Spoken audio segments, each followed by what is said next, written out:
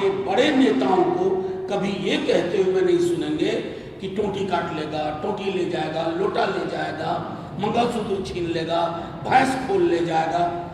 ऐसा लोग कब कहते हैं?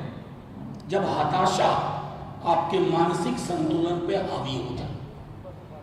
अब परसों कल कह रहे थे माननीय प्रधानमंत्री जी कि परमात्मा ने उनको किसी विशेष कार्य से भेजा है, मतलब दूत बना करके। यकीन दिलाता हूं, आप और हम में से कोई अगर ये बात अपने घर में बोलेगा तो घर वाले हमें डॉक्टर के पास ले जाएंगे, घर वाले हमें डॉक्टर के पास ले जाएंगे कि इसका दिमाग ठीक काम नहीं कर रहा है, ये कह रहा है भगवान से हमारा सीधे डायलॉग हो रहा है। लबोलुबाब ये है कि हताशा में, परेशानी में जो आईबी की रिपोर्ट आ रही है, प्रधानमंत्री जी और उनकी टीम बेहद परेशान है। अब उस चक्कर में जब विश्लेषकों ने लिखना शुरू कर दिया तो अपने एकाध लोगों को प्लांट कर दिया, बीसीओ इंटरव्यू हुए। खैर वो उनका है, उनका काम, उनका मिजाज, वो जाने। मेरा आज के संदर्भ में आपके समक्ष एक महत्वपूर्ण पहलू है पर बात रखना चाहूँगा। प्रधानमंत्री जी बार बार बिहार आ रहे हैं, तेजस्वी जी ला रहे हैं और वो आ रहे हैं, तो हुआ यूं कि अब वो प्रशासन के अधिकारियों से भी बात करने लगे हैं, गृह मंत्री जी बात करने लगे हैं, हर तरह की चीज, मतदान से लेके मतगणना तक। बाकी विस्तार में शक्ति भाई बताएंगे, लेकिन हम अधिकारियों से कहते हैं कि डरिए मत, किसी दबाव में मत आइए। ये किताब आपकी सर्विस बनाता है, आपकी सेवा शर्तें इसी से उत्पन्न होती हैं। इस किताब के अलावा दबाव लेना हो तो इस किताब का लीजिए, किसी व्यक्ति का नहीं, क्योंकि व्यक्ति अर्श से फर्श पर आने वाला है और अर्श से फर्श पर आने वाले व्यक्ति की बात के दबिश में अगर आप कोई ऐसी कार्रवाई करते हैं इधर उधर करने की, तो सचेत हो जाइए। व्यवस्था बदल रही है, सत्ता परिवर्तन हो रहा है, हम तो इसी किताब से चलेंगे, लेकिन जो लोग नहीं चल रहे हैं इस किताब से, उनका फैसला आवाम भी करेगी और ये किताब करेगी। बाकी मैं आगे की कुछ चीज़ों के लिए शक्ति जी से आग्रह करता हूँ। आ जाएगी आप, आ जाइए, बोलिए। शुक्रिया आदरणीय मनोज झा जी। आदरणीय मनोज जी ने जिन विषयों की तरफ ध्यान आकृष्ट किया है पत्रकार साथियों का, हमें लगता है कि आप सभी लोग लबोलबाब अवगत हैं उस संदर्भ में कि इस राज्य के अंदर में प्रशासनिक महकमे में क्या हो रहा है। ये सच है, जिस संविधान की चर्चा माननीय मनोज झा जी ने की कि डरना चाहिए जब कभी लगे कि दबाव मेरे मस्तक पर किसी बाह्य व्यक्ति का, पूरी तंत्र का भारी पड़ रहा है, तो संविधान का सहारा लेना चाहिए। ये सबके अंदर आने चाहिए भाव। आप सब जानते हैं कि एक रिटायर्ड अधिकारी जो नाक का बाल है सरकार के अंदर, गवर्नर हाउस तक जाता है, डीएम और एसपी तक, मुख्य सचिव तक बात कराई जाती है।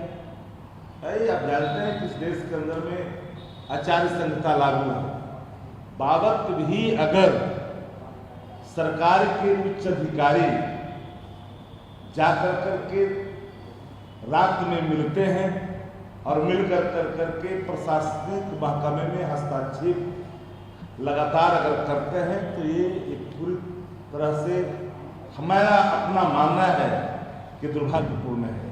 और उन अधिकारियों को, जिन अधिकारियों ने सेवानिवृत्ति ले ली है, उनका तो कुछ दिन के मेहमान हैं, लेकिन जिनके अभी तो भविष्य शुरू हुए हैं, लंबी जिनकी यात्रा करनी है, उन्हें कभी भी कानून को हाथ में नहीं लेना चाहिए।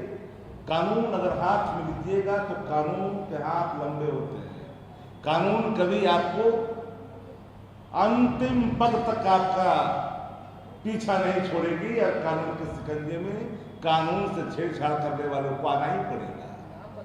और मैं एक सब आप तो क्योंकि जिनके सानिध्य में रहते हैं आपको पता ही है, और हम लोग सरकार में जो लोग रहे हैं हम लोग के पास भी कहीं न कहीं फीडबैक होता है।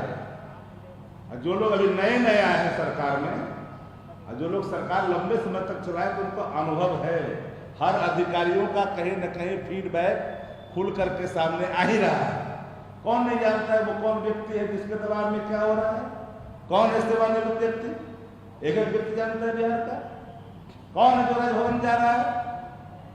आचार संहिता के मामले में प्रोटोकॉल के कर्म दायरे बने होते हैं, प्रोटोकॉल का निर्वहन किस रूप में होना है, उसके सारे मानदंड हैं। अगर कोई नियमों को तोड़ेगा हम और कोई कानून से छेड़छाड़ करेगा तो कानून कभी उसको छोड़ नहीं सकता है, और कानून का सामना करना ही पड़ेगा। सेवानिवृत्ति के बाद अगर कोई समझते हैं कि हम किसी के सानिध्य में जाकर के हम हस्तक्षेप करेंगे, मैं तो पूरी तरह से स्वतंत्र निष्पक्ष बिना हस्तक्षेप के हम हर चुनाव के पक्षकार रहे हैं। किसी प्रकार का बाह्य दबाव चुनाव के अंदर, चाहे मतगणना हो या मतगणना के पहले चुनाव प्रक्रिया हो, इस सब चीजों में बिल्कुल निष्पक्षता का लगातार हमारा रहा है कि निष्पक्ष और हमारे नेता इसी भाव से काम करते हैं। जो संजीदगी का, सादगी का, कदाचित वो लोग भूल जाते हैं कि अगर हम कोई अपराध कर करके छुप जाएंगे तो ऐसा नहीं है कि फिर कानून का उनके साथ कानून काम नहीं करेगा, करेगा। रहना सबको है ना। तो मेरा तो आग्रह है सब लोगों से कि इन चीज़ों पर ख्याल करने चाहिए। जिन पर जो ग्रह नक्षत्र का प्रभाव है वो करें, लेकिन ग्रह नक्षत्रों का अगर साथी चल रहा है तो मंगल दशा आने में देर नहीं लगता है, इसका भी ख्याल करना चाहिए। शुक्रिया। एक मिनट, अब आप सवाल पूछिए। अब आप सवाल पूछिए। नहीं, एक सेकेंड, नहीं, एक मिनट। आप पत्रकारिता कर रहे हैं, आपने बहुत अच्छा सवाल पूछा, लेकिन कुछ अनुसंधान आप स्वयं भी कर लीजिए। इन्होंने तो काफी इशारा कर दिया। उसके बाद देखिए, एक प्रोटोकॉल होता है प्रेस कॉन्फ्रेंस का भी, इन्होंने इशारा कर दिया। अब आप यू फाइंड आउट कर लीजिए। कोई सवाल?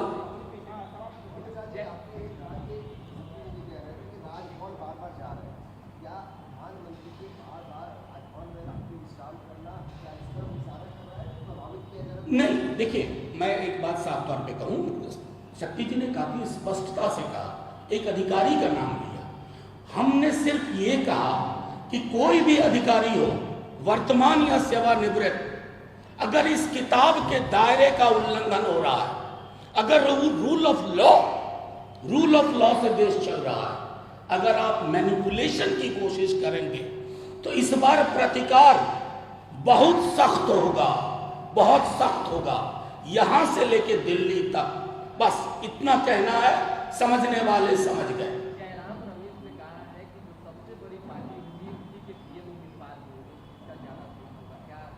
इसमें क्या हम बुरा मान जाएं? अरे बैठ के निर्णय होगा। एक आत्ममुग्ध व्यक्ति के बदले एक सामूहिक चिंतन का प्रतीक होगा।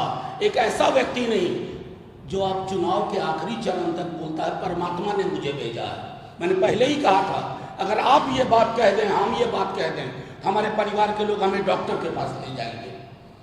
मनोविज्ञान में एक बीमारी है, डिल्यूजन ऑफ ग्रैंडियोर, वो उससे ग्रसित हैं, डिल्यूजन ऑफ ग्रैंडियोर। और मैं समझता हूं कि उनको बेहद आवश्यकता है आत्मचिंतन करने की, कि भैंस, मंगलसूत्र, टोटी, बिजली काटना और अब परमात्मा ने भेजा। दुनिया में किसी भी देश में वहां के प्रधानमंत्री या राष्ट्रपति के चुनाव में इतनी गरिमा विहीन भाषा का इस्तेमाल पहले कभी नहीं हुआ।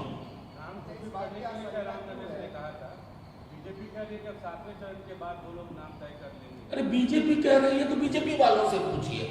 हम तो सिर्फ ये कह रहे हैं कि हमारा प्रधानमंत्री पद का उम्मीदवार जो तय होगा 4 जून के बाद, वो सामूहिकता में यकीन करेगा, सबको साथ लेके चलेगा। एको हम द्वितीय नास्ती वाला बात नहीं होगी। हमें तानाशाही नहीं चाहिए, हमें लोकशाही चाहिए। एक आत्ममुक्त व्यक्ति नहीं चाहिए, एक ऐसा व्यक्ति चाहिए जो गरीबों के दर्द को समझे, किसानों पे गोलियां न चलवाए, ऐसा व्यक्ति चाहिए। आरक्षण को लेकर बस बात की आशंका है कि आप सीधे तौर पे नाम नहीं ले रहे, जो अधिकारी प्रभावित कर सकता है, इस स्तर तक प्रभावित कर सकता है जब 5 चरण। नहीं, एक मिनट, मेरे बगल में शक्ति सिंह यादव है, विधानसभा का चुनाव इन्हें 12 वोट से हराया गया। आप सब जानते हैं ये बात, पूरे दिन इनके जीतने की खबर आपके टेलीविजन में चल रही थी पूरे दिन, और मध्य रात्रि को इन्हें हरा दिया गया। ऐसे लोग बैठे हुए हैं, ऐसे लोग हैं इस व्यवस्था में, बस उनको आगाह कर रहे थे। क्योंकि सच ये है, अगर आप गौर से देखिए, तंत्र उनका, मंत्र उनका, षड्यंत्र उनका, शासन उनका, प्रशासन उनका, हमारा क्या? ये किताब संविधान भारत का। आरक्षण को लेकर लगातार बीजेपी ये कह रही है कि आपको SC, ST और OBC का आरक्षण खत्म करना है। आप तो हमसे कई बार इस पर सवाल पूछ चुके हैं। आपको मैंने एक दस्तावेज दिखाया था जिसका नाम है मंडल कमीशन। आप लोग प्रधानमंत्री जी से क्यों नहीं पूछते? भाई पढ़ते क्यों नहीं हो? अमित शाह जी से क्यों नहीं पूछते हो? पढ़ते क्यों नहीं हो? ऐसा बेपढ़ा लिखा आदमी, मंडल कमीशन की पेज नंबर 49 से आगे बढ़िए। गैर हिंदू समुदायों में आरक्षण है या नहीं? हज्जाम अगर हिंदू है तो आरक्षण है, हज्जाम अगर मुसलमान है तो आरक्षण है, दर्जी हिंदू आरक्षण है, दर्जी मुसलमान आरक्षण है। आधार क्या है? Article 15 clause 4, article 16 clause 4। इसका मतलब क्या है? सामाजिक शैक्षणिक आधार। इस देश का दुर्भाग्य है कि देश के प्रधानमंत्री, देश के गृह मंत्री झूठ बोलते हैं, झूठ का पहाड़ लगा दिया है और वो पहाड़ दरक रहा है। इसकी चिंता उनको करनी चाहिए।